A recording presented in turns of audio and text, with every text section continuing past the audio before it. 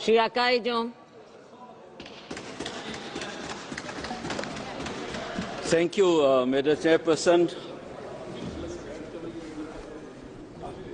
First of all,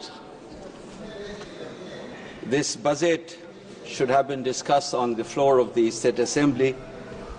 The fact that it has been brought to the Parliament House tells you about the anomaly. This is not a regular thing that the state budget is discussed on the floor of the House here. But there is a story about why this budget is here and what does this budget speak of. First of all, it speaks of the exclusions and the contemptuous nature in which the present government has dealt with the state of Manipur. The number will speak, the measures that is reflected on the budget speaks. We have talked a lot about Prime Ministers not visiting the state. Initially, at the beginning of the crisis in 2023, I was heard that the Prime Ministers did not visit. Today, I'm almost indifferent. Whether he visits the state or not does not matter anymore. But the rest of the country should know that there is no visa issue for the Prime Minister to visit the country. He may go to Ukraine and talk about peace, and his own citizens have been slaughtered and more than 60,000 people have been rendered homeless.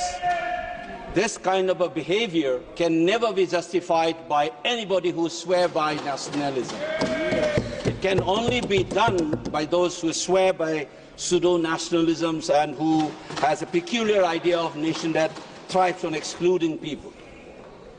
Now let me talk about this budget in two ways. What does these numbers speak of? The first one is this, a clear sense of the state of economy of this state called Manipur. Look at the fiscal liabilities. It's 37.07% of the GSDP. What does it speak of? It speaks of a terrible state of an economy, the debt burden that the state witnesses. Look at the revenue expenditure, 61%, of which roughly around 45% goes to salaries and pension. Look at the capital expenditure, 39%. What kind of a development project or development of the state that you can sense from these numbers? Or for that matter, you look at this non-tax revenue component, 1%.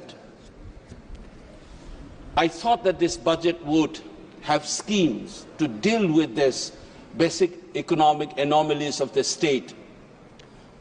For instance, trying to look for additional or diversification of the additional sources for the non-tax revenue of the state. No, we don't have that image here. I thought that there would be measures to deal with this debt burden. There's nothing of that kind. This is a normal aspect of any budget that you expect this budget to reflect, but we don't have. But over and above this, you have this crisis for 21 months. Does that budget reflect anything on that? No, nothing of that kind. 60,000 people, how do you expect that kind of economy of a state to deal with this crisis without the help of the center? We are not asking for UN interventions. We are not asking for international financial institutions to help Manipur. We are asking for additional source of money from the federal government as a constituent state of India. You don't get anything. How do we deal with this 60,000 people who are rendered homeless, villages wiped out, women and children suffering, children not able to go to school? Had this crisis been there in Bihar or UP, you would have felt the nation in you for you to reflect on your budget. The kind of exclusions that I have been trying to brought up in this house. Remember that Gandhi was thrown out of the train. How does he felt? He thought that he was a barrister. He thought he is entitled to that compartment in the train. He was thrown out of that. Bankim Chandra Chattopadhyay, when he was told that India does not have history. That sense of invisibility is what this government has been doing. Nothing of this kind has been mentioned in your presidential speech. You've been trying to make us invisible, our tragedy as insignificant. And you expect the people of this state to feel like any other Indians and be proud of being an Indian. People have begun to start asking questions about the relationship between our state and the Union of India. People are remembering the instrument of annexation. People are remembering that controversial merger agreement. Why? Because you have allowed the feelings to be groomed like that. And this budget is an addition to that series of action that you have conducted. I'll give one more example, which I felt as I sat in this house and listened. I've seen floods in my home state. Even the Raj Bhavan was inundated. Every year it has become a ritual. Did the budget reflect anything on that in the national budget? Does it reflect in this budget as well? Nothing of that kind. 11,500 crore, 11,500 वाला जो दिया गया था आपने बिहार को, क्यों? Because Bihar is more Indian than Manipur. You think that you said that you will try to help the state of Assam and Himachal for the flood. Nothing has been said about Manipur. Ask your governor how the residents of that Raj Bhavan was inundated. Was it a foreign country? Or even if it were an ambassador's house, you would have invested. This is a state's governor. Under the Union of India, you don't bother and you expect us to feel normal, being included. Madam Chairperson, I am representing a voice. I have taught generations in this country, from Kanyakumari to Kashmir, from Gujarat to Nagaland. For 30 plus years, I've seen this.